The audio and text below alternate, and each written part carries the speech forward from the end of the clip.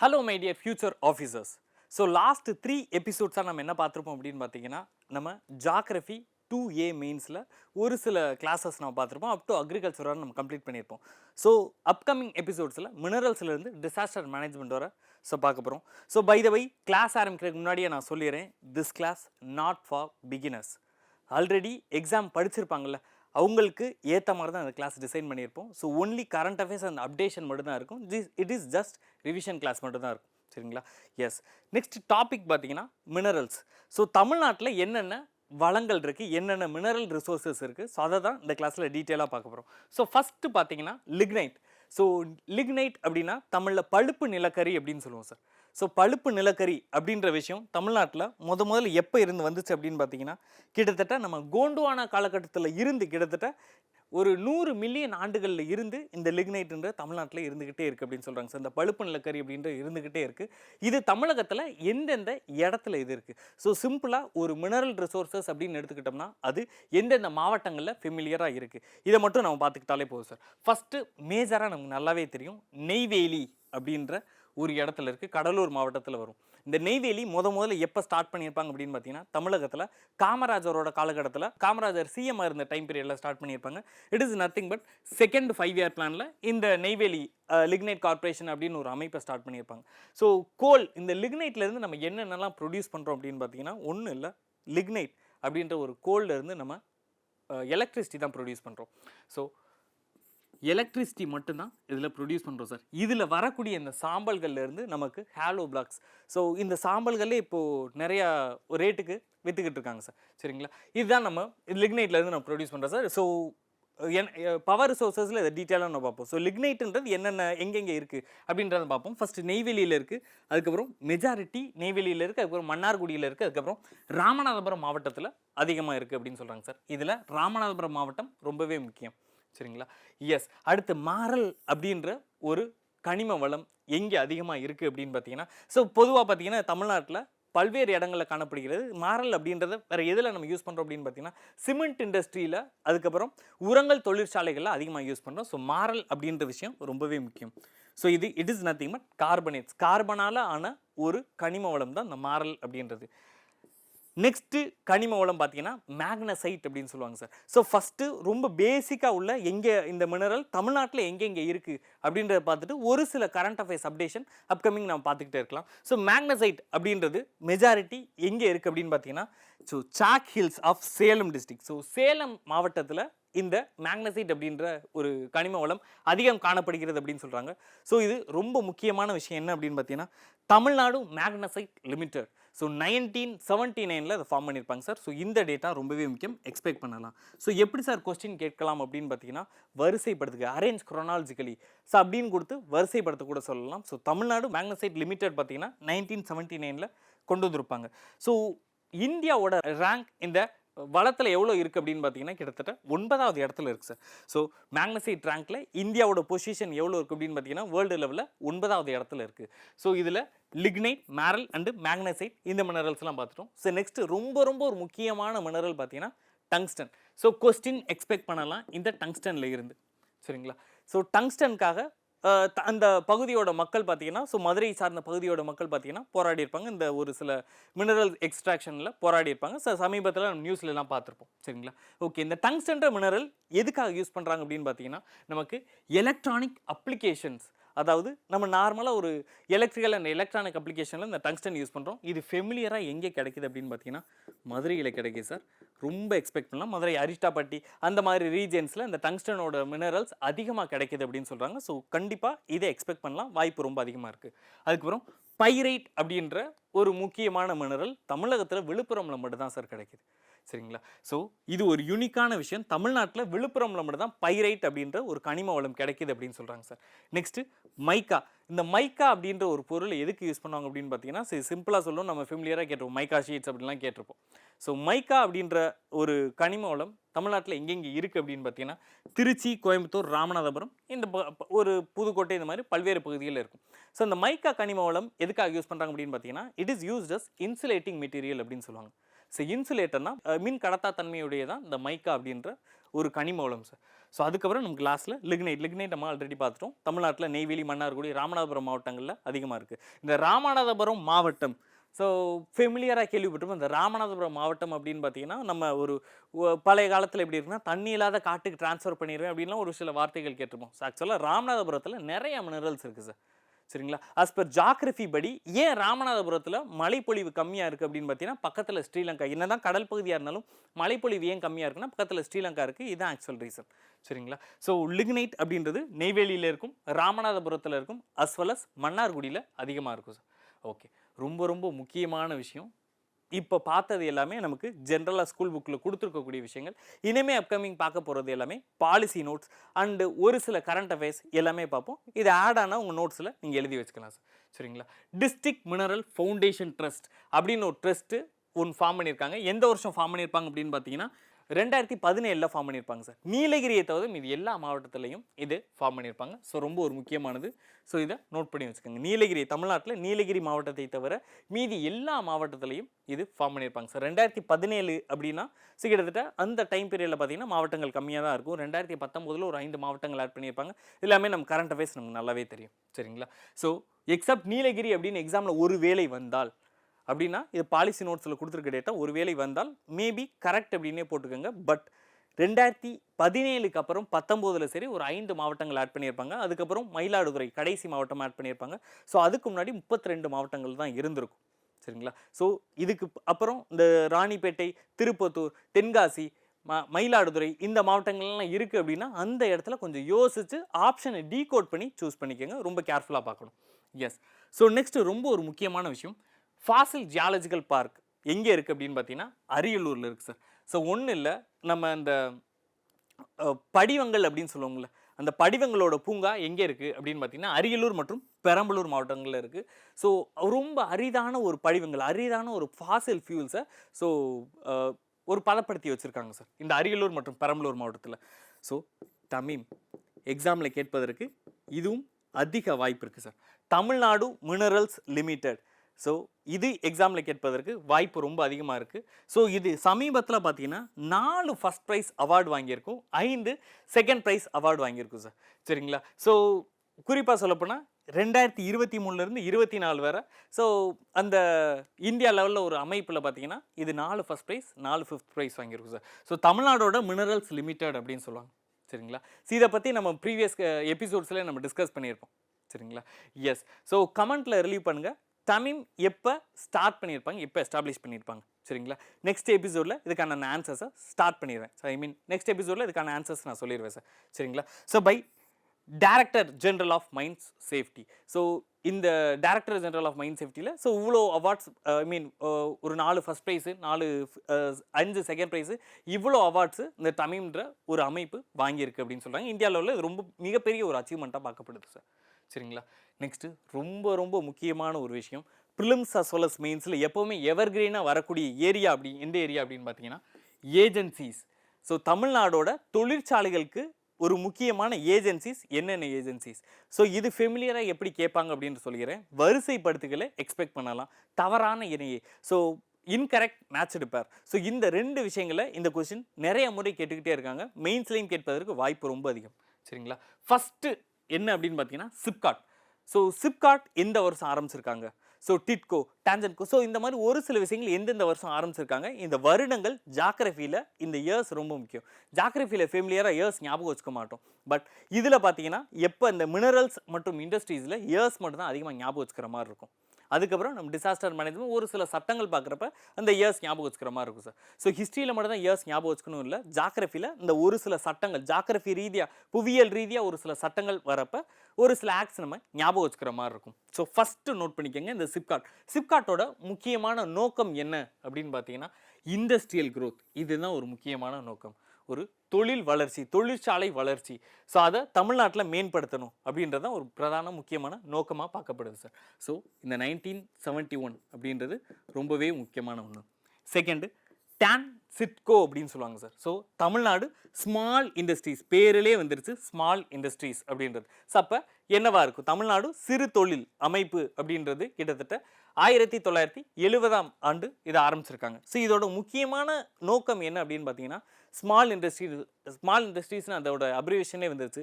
So எப்படி இருக்கலாம்? அப்போது ஸ்மால் ஸ்கேல் இண்டஸ்ட்ரீஸை டெவலப் பண்ணணும். சிம்பிளாக சொல்ல போனால், ஒரு கலோக்கியலாக சொல்ல போனால், குடிசை தொழிலை டெவலப் பண்ணுறதுக்கான முக்கியமான அமைப்பாக இருக்குது. So small scale industries. So மாநிலத்தில் இந்த ஸ்மால் ஸ்கேல் இண்டஸ்ட்ரீஸை டெவலப் பண்ணுறது தான் முக்கியமான நோக்கமாக இருக்குது சார். சரிங்களா? ஸோ இதுக்கு என்ன பண்ணுறாங்கன்னா, நான் ஒரு தொழில் தொடங்குறேன் அப்படின்னு பார்த்தீங்கன்னா, ஒரு சிறிய தொழில் தொடங்குறேன் அப்படின்னு பார்த்தீங்கன்னா, இப்போ எம்எஸ்எம்இ அப்படின்ற ஒரு சில இதெல்லாம் இருக்குது. ஸோ 1970 அந்த டைம் பீரியடில் பார்த்தீங்கன்னா மானியங்கள் அளவுக்கு அதிகமாக கொடுக்க ஆரம்பிச்சாங்க சார். சரிங்களா? ஸோ இந்த அமைப்பு ரொம்ப ஒரு முக்கியமான அமைப்பாக பார்க்கப்படுகிறது. சரிங்களா? ரொம்ப ஒரு முக்கியமான விஷயம், டிஎன்பிசியில் நிறைய முறை கேட்டிருக்காங்க, டிட்கோ அப்படின்ற ஒரு அமைப்பு. So Tamil Nadu industrial development corporation. So industrial growth வேறு, இண்டஸ்ட்ரியல் டெவலப்மெண்ட் கார்பரேஷன் வேறு, ரெண்டையும் கன்ஃபியூஸ் பண்ணிக்கிறக்கூடாது. ஸோ இண்டஸ்ட்ரீஸ் இந்த ஸ்டேட். ஸோ ஒன்றும் இல்லை, இந்த டிட்கோ மூலமாக என்ன எஸ்டாப்ளிஷ் பண்ணுறாங்க அப்படின்னு பார்த்தீங்கன்னா, ஒரு இண்டஸ்ட்ரியல் எஸ்டேட்டை எஸ்டாப்ளிஷ் பண்ண போகிறாங்க, அவ்வளோதான். சரிங்களா? ஸோ சிப்காட் வேறு, டிட்கோ வேறு, ரெண்டையும் கன்ஃபியூஸ் பண்ணிக்கிறக்கூடாது. ஸோ ரெண்டுமே காமனாக இண்டஸ்ட்ரியல் க்ரோத்துக்காக தான் அப்படின்றது வந்துச்சு அப்படின்னு பார்த்தீங்கன்னா, அஃப்கோர்ஸ் ரெண்டுமே இண்டஸ்ட்ரியல் க்ரோத்துக்காக தான் வந்திருக்கு.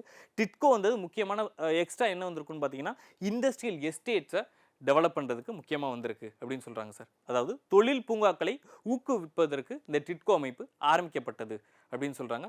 ஸோ இந்த வருடங்கள் எல்லாமே ரொம்பவே முக்கியமான வருடங்கள். 1970, 1971, 1965. ஸோ இந்த வருடங்கள் எல்லாமே ரொம்ப ஒரு முக்கியமான வருடங்களாக பார்க்கப்படுகிறது சார். ஸோ தமிழ்நாடு இந்திய இண்டிபெண்டன்ஸ் ஆன பிறகு முதல்ல தமிழ்நாட்டில் இந்த தொழில் வளர்ச்சிக்குன்னு முக்கியமாக ஆரம்பித்தது பார்த்தீங்கன்னா, இந்த இண்டஸ்ட்ரியல் இன்வெஸ்ட்மெண்ட் கார்பரேஷன். ஸோ நமக்கு நல்லாவே தெரியும், இந்தியாவோட இண்டிபெண்டன்ஸ் எப்போ வந்துச்சு? 1947 வந்துச்சு. 1948 இந்தியா ஒரு ஸ்டாண்ட் எடுக்கிறாங்க. என்ன ஸ்டாண்ட் எடுக்கிறாங்க? இந்தியா இனிமேல் மிக்சடு எக்கனாமியாக ஃபாலோ பண்ணும், கலப்பு பொருளாதாரத்தை ஃபாலோ பண்ணும் அப்படின்னு ஒரு ஸ்டாண்ட் எடுக்கிறாங்க. சரிங்களா? ஸோ அந்த டைம் பீரியடில் இந்தியாவில் என்ன ஆரம்பிக்கிறாங்க அப்படின்னு பார்த்தீங்கன்னா, இண்டஸ்ட்ரியல் ரெவல்யூஷன் ஆரம்பிக்கிறாங்க. தொழில் புரட்சி அப்படின்னு ஒன்று ஆரம்பிக்கிறாங்க. இந்தியாவில் முதல் தொழில் புரட்சி எப்போ வந்திருக்கும் அப்படின்னு பார்த்தீங்கன்னா 1948. ஸோ இண்டஸ்ட்ரியல் ரெவல்யூஷன், ஸோ தொழில் புரட்சி அப்படின்னு சொல்லுவாங்க சார். சரிங்களா? தொழில் புரட்சி 1948, இதுதான் இந்தியாவில் முதல் தொழில் புரட்சி. இரண்டாம் தொழில் புரட்சி, ஃபர்ஸ்ட் தொழில் புரட்சி எப்படின்னா கலப்பு பொருளாதாரத்தை மையமாக கொண்டிருக்கும். இரண்டாம் தொழில் புரட்சி 1956 கொண்டு வந்திருப்பாங்க. இந்த இரண்டாம் தொழில் புரட்சி சோசியலிஸ்ட் எக்கனாமியை மையமாக வச்சுருக்கும் சார். அதாவது சோசியலிச பொருளாதாரம், கம்யூனிச பொருளாதாரத்தை மையமாக வச்சு ஆரம்பிச்சிருப்பாங்க. 1956 செகண்ட் இண்டஸ்ட்ரியல் ரெவல்யூஷன் அப்படின்னு சொல்லியிருப்பாங்க சார். சரிங்களா? இரண்டாம் தொழில் புரட்சி 1956. ஸோ இதுவும் இந்தியாவில் ரொம்ப ஒரு முன்னோடியாக தமிழ்நாடோட இண்டஸ்ட்ரீஸை டெவலப் பண்ணுறதுக்கு முக்கியமாக ஆரம்பித்தது பார்த்தீங்கன்னா இந்த டிக் அப்படின்ற அமைப்பு 1949. ஸோ எப்படினாலும் நமக்கு கன்ஃபியூஸ் பண்ணி கேட்கலாம் சார். 1948 எப்படி இருந்துச்சு, 49 எப்படி இருந்துச்சு, 56 எப்படி இருந்துச்சு, எப்படினாலும் நம்ம கன்ஃபியூஸ் பண்ணி கேட்கலாம். ஸோ கன்ஃபியூஸ் ஆகிடாதீங்க. சரிங்களா? ஸோ பேரிலே வந்துருச்சு இன்வெஸ்ட்மெண்ட் கார்பரேஷன் அப்படின்றது. முதலீடு அப்படின்னு வந்துருச்சு. சரிங்களா? முதலீடு அப்படின்னு வந்துருச்சு. அப்போ என்னவா இருக்கும் அப்படின்னு பார்த்தீங்கன்னா, முதலீடுக்கு ஹெல்ப் பண்ணியிருக்காங்க, வேறு எதுவும் இல்லை சார். சரிங்களா? Provide low cost financial support. அதாவது எந்த ஒரு தொழிலாக இருந்தாலும் சரி, அதை ஒரு முதலீட்டாளர்களுக்கு ஒரு ஃபினான்ஷியல், ஒரு காசு கொடுத்து உதவக்கூடிய ஒரு அமைப்பாக இருந்திருக்கு இந்த டிக் அப்படின்றது. ஸோ பேரிலே வந்துருச்சு இன்வெஸ்ட்மெண்ட் அப்படின்றது. ஸோ இது ஃபினான்ஷியல் சப்போர்ட்க்கு யூஸ் பண்ணுறாங்க. ரொம்ப ஒரு முக்கியமானது. சரிங்களா?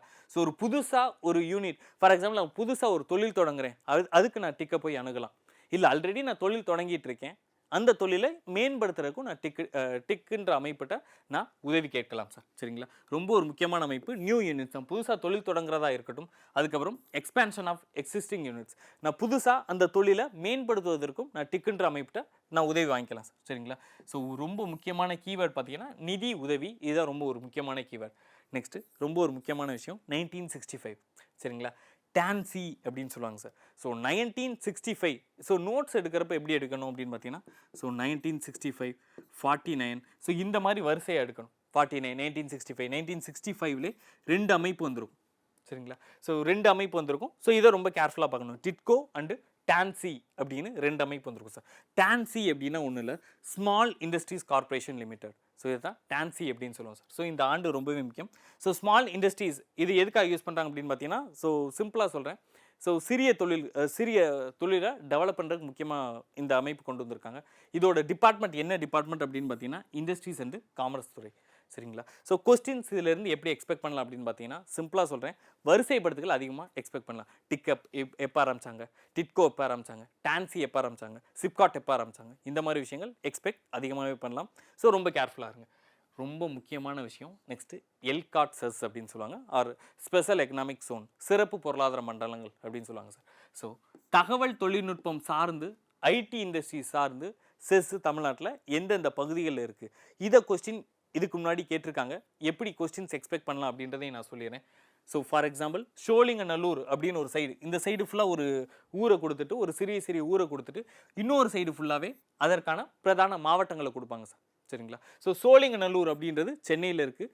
நமக்கு நல்லாவே தெரியும். சரிங்களா? சோழிங்கநல்லூர், துறைப்பாக்கம் இதெல்லாமே ஐடி இண்டஸ்ட்ரீஸ் அதிகமாக இருக்கக்கூடிய ஏரியா. விஸ்வநாதபுரம் சரிங்களா ஒசூரில் இருக்குது சார். சரிங்களா? ஸோ ஜகிரமபாளையம் சேலமில் இருக்குது. விளான்குறிச்சி கோயம்புத்தூரில் இருக்குது. நாவல்பட்டு திருச்சியில் இருக்குது.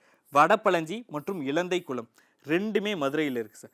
ஸோ இதை பார்க்குறப்ப ரொம்ப கேர்ஃபுல்லாக இருக்கணும். ஸோ ஐடி செஸ், 2 ஐடி செஸ்கள் சமீபத்தில்னு கேட்க மாட்டாங்க. 2 ஐடி செஸ் எங்கே எந்த மாவட்டத்தில் அமைந்திருக்கு அப்படின்னு பார்த்தீங்கன்னா வடபழஞ்சி இலந்தைக்குளம் ரெண்டுமே மதுரை மாவட்டத்தில் அமைந்திருக்கு. நெக்ஸ்ட்டு கங்கை கொண்டான் திருநெல்வேலி. ஸோ இது எல்லாமே தமிழ்நாட்டில் இருக்கக்கூடிய முக்கியமான ஐடி ஜோன் அப்படின்னு சொல்லுவாங்க சார். சரிங்களா சார்? நம்மளோட பாலிசி நோட்ஸில் என்ன கொடுத்துருப்பாங்க அப்படின்னு பார்த்தீங்கன்னா, இந்த சாஃப்ட்வேர் எக்ஸ்போர்ட்ஸில் தமிழ்நாட்டோட பங்கு இந்தியா லெவலில் எவ்வளோ அப்படின்னு கேட்டிருப்பாங்க. சாஃப்ட்வேர் எக்ஸ்போர்ட்ஸில் தமிழகம் 2ஆம் இடத்துல இருக்கும். முதல் இடத்துல கர்நாடகா இருக்கும் sir. So previous year question 2024 group 2A மெயின்ஸில் ஜாகிரஃபியில் எப்படி கொஸ்டின் கேட்டிருக்காங்க அப்படின்னு பார்த்தீங்கன்னா, செலக்ட் ஆட் ஒன் அவுட் அப்படின்னு கேட்டிருக்காங்க சார். ஸோ கொஸ்டினை நல்லா தெளிவாக பார்க்கணும். ஆட் ஒன் அவுட் அப்படின்னு கேட்டிருக்காங்க. சரிங்களா? அதாவது வேறுபட்ட ஒன்றை தேர்ந்தெடுக்க அப்படின்னு ஒன்று கேட்டிருக்காங்க. ஸோ எது சார் வேறுபட்ட ஒன்று, எதை பற்றி கேட்டிருக்காங்க அப்படின்னு பார்த்தீங்கன்னா சிப்காட்டை பற்றி கேட்டிருக்காங்க. நம்ம ஸ்டார்டிங்கே சொன்னோம், இந்த ஏஜென்சிஸை வச்சு நிறைய முறை கொஸ்டின் வந்திருக்கு அப்படின்றது. சரிங்களா? ஸோ தமிழ்நாடு மாநில தொழில் மேம்பாட்டு கழகம் சிப்காட்டில் நன்மைகள் தொடர்பான கீழ்காணும் கூற்றுக்களை கவனிக்க. ஸோ நல்லா ஒரு விஷயம் கேட்டுக்கோங்க. அட்வான்டேஜஸ் கேட்டிருக்காங்க. அதில் ரொம்ப ஒரு முக்கியமாக ஆட் ஒன் அவுட் கேட்டிருக்காங்க. இந்த மாதிரி கொஸ்டின்ஸை ரொம்ப கேர்ஃபுல்லாக பார்க்கணும். சரிங்களா? எஸ். ஸோ இதில் முக்கியமான ஆட் ஒன் அவுட் என்ன அப்படின்னு பார்த்தீங்கன்னா டி தான் ஆட் ஒன் அவுட் சார். சரிங்களா? ஸோ ஏன் ஆட் ஒன் அவுட்னா range of loans and free electricity. சரிங்களா? இது மட்டும் தான் பொருந்தாத இணையாக இருக்குது. ஸோ இதுதான் ஆட் ஒன் அவுட் அப்படின்னு சொல்கிறாங்க சார். ஸோ தமிழ்நாட்டில் ஒரு தொழிற்சாலைகள் சார்ந்து இந்த மாதிரி நமக்கு மினரல்ஸ் அண்டு தொழிற்சாலைகள் சார்ந்து இந்த மாதிரி கொஸ்டின்ஸை நம்ம எக்ஸ்பெக்ட் பண்ணலாம். கடந்த வருடம் இந்த கொஸ்டின்ஸ்லாம் நம்ம கேட்டிருக்காங்க. சரிங்களா? நெக்ஸ்ட்டு ரொம்ப ஒரு முக்கியமான டாபிக் என்ன அப்படின்னு பார்த்தீங்கன்னா பவர் ரிசோர்ஸஸ். தமிழ்நாட்டோட ஆற்றல் வளம் எப்படி இருக்குது? தமிழகம் பார்த்தீங்கன்னா இப்போ சமீபத்தில் இந்த ஆற்றல் வளத்துக்கு அதிகமான ஃபண்ட் பண்ணிகிட்டு இருக்கும். சரிங்களா? அதில் குறிப்பாக எந்த ஆற்றல் வளத்துக்கு அதிகமான ஃபண்ட் பண்ணிகிட்டு இருக்கும், இந்தியா லெவலில் தமிழ்நாட்டோட பொசிஷன் என்ன, அது எல்லாமே இந்த அடுத்த கிளாஸில் இப்போ நம்ம பார்க்க போகிறோம். சரிங்களா? ஸோ மினரல் ரிசோர்ஸஸ் ஓவராலாக நம்ம அவ்வளோதான் சார். சரிங்களா? தமிழ்நாட்டில் எந்தெந்த மினரல் ரிசோர்ஸஸ் எங்கே இருக்குது, சமீபத்தில் ஏதாவது கரண்ட் அஃபேர்ஸ் சார்ந்து வந்தது பார்த்தீங்கன்னா டங்ஸ்டன் மினரல்ஸை பற்றி வந்திருக்கும், அரிட்டாப்பட்டியில் இருந்திருக்கும். ஸோ இந்த மாதிரி ஒரு சில விஷயங்களை மட்டும் நம்ம பார்த்துக்கிட்டே இருக்கணும். ஸோ அரிட்டாப்பட்டி எப்படி அறிவிச்சிருப்பாங்க அப்படின்னு பார்த்தீங்கன்னா, ஸோ லாஸ்ட் கிளாஸ்லேயே நம்ம பார்த்துருப்போம், எபிசோட் 3லேயே நம்ம பார்த்துருப்போம், பயாலஜிக்கல் ஹெரிட்டேஜ் சைட்டை அறிவிச்சிருப்பாங்க. ஸோ அது மாதிரி தமிழ்நாட்டில் ஒரு சில பகுதிகளில் இந்த மாதிரி அறிவிச்சிருப்பாங்க. ஸோ இந்த மாதிரி கரண்ட் அஃபேர்ஸ் சார்ந்து ஒரு சில விஷயங்களை நம்ம ரொம்ப கேர்ஃபுல்லாக பார்க்குற மாதிரி இருக்கும் sir. So power resources, so ஆற்றல் வளம் ஏதான் இந்த கிளாஸில் நம்ம பார்க்க போகிறோம். சரிங்களா? எஸ். ஃபஸ்ட்டு என்ன அப்படின்னு பார்த்தீங்கன்னா பவர் ரிசோர்ஸஸ். ஸோ ஆற்றல் வளம் அப்படின்னா ஒன்றும் இல்லை சார், நம்ம இயற்கையாகவே ஒரு பொருள் கிடைக்கிது, அந்த பொருளை வச்சு ஒரு ஆற்றலை ப்ரொடியூஸ் பண்ணால் அது ஆற்றல் வளம். சரிங்களா? So natural resources used to generate electricity energy. So ஒரு நேச்சுரல் ரிசோர்ஸஸை வச்சு ஒரு எனர்ஜி ப்ரொடியூஸ் பண்ணால் இதைத்தான் ஆற்றல் வளம் அப்படின்னு நம்ம சொல்கிறோம் சார். சரிங்களா? எஸ். இந்த ஆற்றல் வளத்தை பொறுத்தவரை கொஸ்டின்ஸ் நிறையா மாதிரி கேட்டுக்கிட்டே இருப்பாங்க. ஏன்னா ரொம்ப ஒரு முக்கியமான டாப்பிக்கு. தமிழகம் சமீபத்தில் அதிகப்படியான இன்வெஸ்ட்மெண்ட் பண்ணக்கூடிய ஏரியா பார்த்திங்கன்னா இந்த ஆற்றல் வளம். சரிங்களா? ஏன் ஆற்றலுக்கு அதிகமான ஃபண்டிங் இன்வெஸ்ட்மெண்ட் பண்ணிகிட்டு இருக்காங்க அப்படின்னு பார்த்தீங்கன்னா நாளுக்கு நாள் என்ன பயன்பாடு கூடிக்கிட்டே இருக்குது, எலக்ட்ரிசிட்டியோட பயன்பாடு கூடிக்கிட்டே இருக்குது. அடுத்து என்ன வரப்போகுது, இவி வெஹிக்கிள்ஸ் அதிகமாக வந்துருச்சு. ஸோ எலக்ட்ரிசிட்டி தமிழகத்துலேயும் சரி இந்தியாலையும் சரி அதிகமாக தேவைப்படுகிறது. தமிழகம் என்னென்ன ஸ்டெப்ஸ் எடுத்திருக்கு, உங்களோட கொள்கை விளக்க குறிப்பேடில் பாலிசி நோட்ஸில் என்னென்னலாம் கொடுத்துருக்காங்க அப்படின்றத ஒன்று ஒன்றா நம்ம பார்ப்போம் சார். ஸோ ஃபஸ்ட்டு இந்த ரிசோர்ஸஸை 2 விதமாக நம்ம கிளாஸிஃபை பண்ணுவோம். இந்த எனர்ஜியை, இந்த ஆற்றல் வளத்தை 2 விதமாக கிளாஸிஃபை பண்ணுவோம். சரிங்களா? ஒன்று நான் ரெனியூவபிள் எனர்ஜி, இன்னொன்று ரெனியூவபிள் எனர்ஜி அப்படின்னு சொல்லுவோம். சரிங்களா? புதுப்பிக்கத்தகாத ஆற்றல் வளம், புதுப்பிக்கக்கூடிய ஆற்றல் வளம் அப்படின்னு பார்ப்போம். புதுப்பிக்கத்தகாத ஆற்றல் வளம் அப்படின்னா என்ன அப்படின்னு பார்த்தீங்கன்னா மெஜாரிட்டி எல்லாருக்குமே தெரிஞ்சிருக்கும். யூஸ் பண்ண தீந்துக்கிட்டே இருக்கும். சிம்பிளாக ஞாபகம் வச்சுக்கோங்க. சரிங்களா? ஸோ இன்னொன்று புதுப்பிக்கக்கூடிய ஆற்றல் வளம் ரெனியூவபிள் அப்படின்னா யூஸ் பண்ண அல்லல்ல குறையாமல் அமுத சுரபி மாதிரி வந்துக்கிட்டே இருக்கும் அப்படின்னு சொல்லுவோம்ல. It is nothing but renewable energy. சரிங்களா? ஸோ ஒன்றா நம்ம பார்ப்போம். ஃபஸ்ட்டு பார்த்தீங்கன்னா இந்த கோல், பெட்ரோலியம், நேச்சுரல் கேஸ் இது எல்லாமே நான் ரெனியூவபிள் எனர்ஜி, புதுப்பிக்க முடியாத ஆற்றல் வளம் அப்படின்னு சொல்லுவாங்க.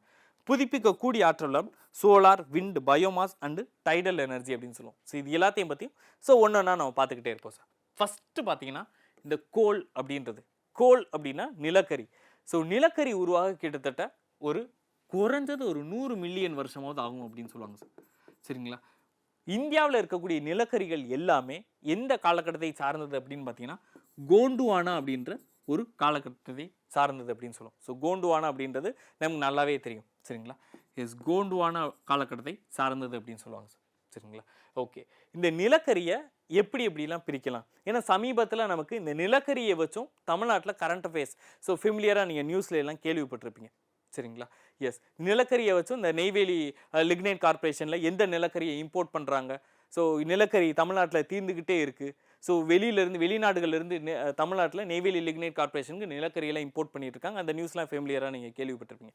ஸோ நிலக்கரி எத்தனை டைப்பாக பிரிக்கிறாங்க அப்படின்னு பார்த்தீங்கன்னா 4 வகையாக பிரிப்பாங்க.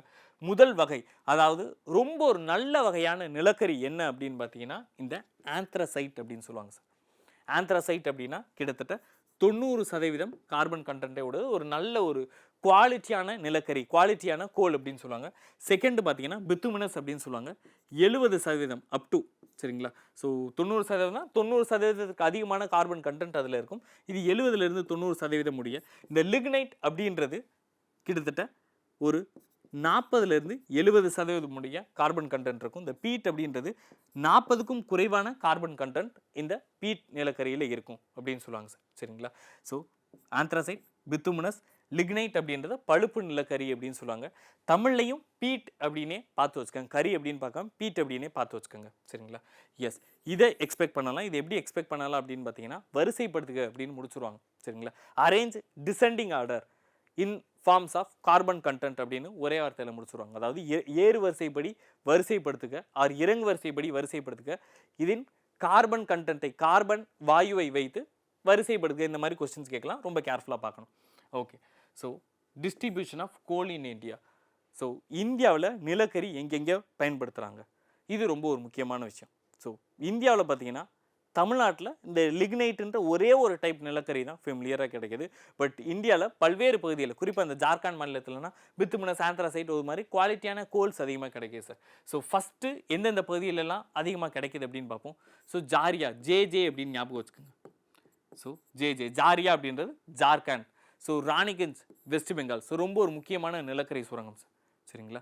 எஸ், பக்காரோ ஜார்க்கண்ட், டால்சர் ஒடிஷா, நெய்வேலி தமிழ்நாடு, இது எல்லாமே இந்தியாவில் இருக்கக்கூடிய ஒரு முக்கியமான நிலக்கரி சுரங்கங்கள் அப்படின்னு சொல்கிறாங்க சார். சரிங்களா? ஓகே, ஸோ இந்த நெய்வேலி அப்படின்றது எந்த மாவட்டத்தில் இருக்குது அப்படின்னு பார்த்தீங்கன்னா கடலூர் மாவட்டத்தில் இருக்குது. ரொம்ப ஒரு முக்கியமான விஷயம் என்ன அப்படின்னு பார்த்தீங்கன்னா ஒன்லி மேஜர் கோல் ரிசோர்ஸ் இன் தமிழ்நாடு அப்படின்னு சொல்கிறாங்க. ஸோ இதுக்கு முன்னாடி என்ன பார்த்தோம் அப்படின்னு பார்த்தீங்கன்னா மன்னார்குடி, ராமநாதபுரம் மாவட்டத்தில் இருக்குது அப்படின்னு பார்த்தோம். தமிழ்நாட்டில் இந்த நெய்வேலியில் கிட்டத்தட்ட ஒட்டுமொத்த தமிழ்நாட்டிலையும் சேர்த்து 80லேருந்து 90% பழுப்பு நிலக்கரி எங்கே கிடைக்குது அப்படின்னு பார்த்தீங்கன்னா நெய்வேலியில் மட்டும்தான் கிடைக்குது. ஸோ மன்னார்குடி ராமநாதபுரத்தில் ஒரு சில பகுதிகளில், ராமநாதபுரத்தில் பார்த்தீங்கன்னா அது உங்களுக்கு ஃபர்தராக சொல்கிறேன். இந்த கேஸ் டர்பைன் பவர் பிளான்ஸ் இதெல்லாம் பார்க்குறப்போ உங்களுக்கு ஃபர்தராக சொல்கிறேன். ஒரு சில இடத்துல இந்த பழுப்பு நிலக்கரி கிடைக்குது அப்படின்னு சொல்கிறாங்க. ஸோ எக்ஸாமில் இந்த ஒன்லி அப்படின்ற ஒரு வார்த்தை வந்துச்சுன்னா, அதாவது தமிழ்நாட்டில் இந்த பழுப்பு நிலக்கரி நெய்வேலியில் மட்டுமே கிடைக்கிறது அப்படின்னு வந்துச்சுன்னா அந்த டைமில் ரொம்ப கேர்ஃபுல்லாக நம்ம சூஸ் பண்ணுற மாதிரி இருக்கும். சரிங்களா? ஸோ இப்படி வந்துச்சு அப்படின்னு பார்த்தீங்கன்னா இல்லை, நம்ம ஸ்கூல் புக்கில் மன்னார்குடி இந்த கொள்கை விளக்க குறிப்பேடில் ராமநாதபுரம் இதெல்லாம் கொடுத்துருப்பாங்க. ஸோ சேலஞ்ச் பண்ணிக்கலாம். ஒன்லி அப்படின்னா அந்த டைமில் ராங்காக இருக்கிறதுக்கு பாசிபிள் ரொம்ப அதிகமாக இருக்கும். ஸோ இதெல்லாம் ரொம்ப கேர்ஃபுல்லாக ஆன்சர் பண்ணுங்கள். லாஸ்ட் எபிசோடில் இதை ட்ரிக்ஸ் எப்படி இருக்கும் அப்படின்றத உங்களுக்கு நான் சொல்லியிருப்பேன். சரிங்களா? எஸ், ஸோ இந்த என்எல்சி அப்படின்ற ஒரு அமைப்பு எப்போ ஃபார்ம் பண்ணாங்க அப்படின்னு பார்த்தீங்கன்னா ஸோ 1956 ஃபார்ம் பண்ணியிருப்பாங்க. 2ஆம் ஐந்தாண்டு திட்டம் ரொம்ப ஒரு முக்கியமான விஷயம். யாரோட ஆட்சியில்?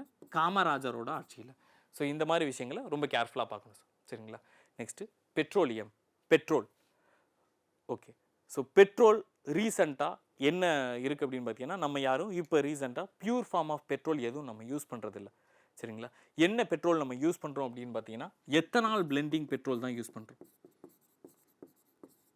சரிங்களா, எத்தனால் பிளெண்டிங் பெட்ரோல் தான் யூஸ் பண்ணுறோம். நம்ம லாஸ்ட் எபிசோடில் ஒரு சில விஷயங்கள் நம்ம டிஸ்கஸ் பண்ணியிருப்போம். சுகர் கேன், அதாவது கரும்பில் இருந்து இந்த எத்தனால் ப்ரொடக்ஷனில், அதாவது எத்தனால்ன்ற ஒரு ஆல்கஹால் ப்ரொடக்ஷன்லாம் நம்ம பண்ணிகிட்டு இருக்கோம் அப்படின்றத பார்த்தோம். கரும்போட இந்த சக்கையிலேருந்து தமிழ்நாட்டில் இந்த கள்ளக்குறிச்சியில் ரொம்ப ஒரு அதிகம் கிடைக்கக்கூடியது பார்த்தீங்கன்னா இந்த சுகர் கேன்.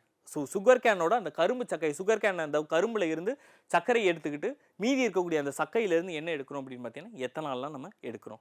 ஸோ ஒரு பெட்ரோலில் கிட்டத்தட்ட 20% வரை என்ன மிக்ஸ் பண்ணுறோம் அப்படின்னு பார்த்தீங்கன்னா எத்தனால் மிக்ஸ் பண்ணுறோம். எத்தனால் பிளெண்டிங் அப்படின்னு சொல்லுவோம். சரிங்களா. ஸோ பெட்ரோலியமுக்கு வேறு என்னென்ன பெயர்கள் அப்படின்னு பார்த்தீங்கன்னா மினரல் ஆயில் அப்படின்னு ஒரு பெயர் இருக்குது, அதாவது கனிம எண்ணெய் அப்படின்னு ஒரு பெயர் இருக்குது.